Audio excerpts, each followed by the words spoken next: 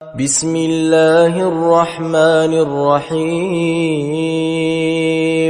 والمرسلات عرفا فالعاصفات عصفا والناشرات نشرا فالفارقات فرقا فالملقيات ذكرا عذرا أو نذرا إنما توعدون لواقع فإذا النجوم طمست وإذا السماء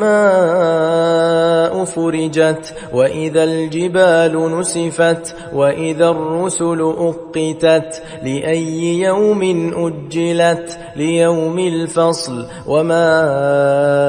أدراك ما يوم الفصل ويل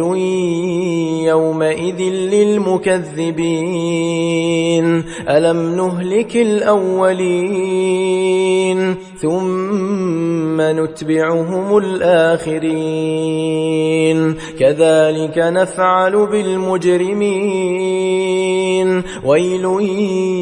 يومئذ للمكذبين ألم نخلقكم من ماء مهين فجعلناه في قرار مكين إلى قدر معلوم فقدرنا فنعم القادرون ويل يومئذ للمكذبين ألم نجعل الأرض كفاتا أحياء وأمواتا وجعلنا فيها رواسي شامخات وأسقيناكم ماء فراتا ويل يومئذ للمكذبين انطلقوا إلى ما كنتم به تكذبون انطلقوا إلى ظل ذي 3 شعب لا ظليل ولا يغني من اللهب إنها ترمي بشرر كالقصر كأنه جمالة صفر ويل يومئذ للمكذبين هذا يوم لا ينطقون ولا يؤذن لهم فيعتذرون ويل يومئذ للمكذبين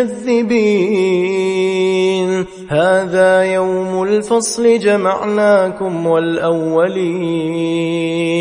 فإن كان لكم كيد فكيدون ويل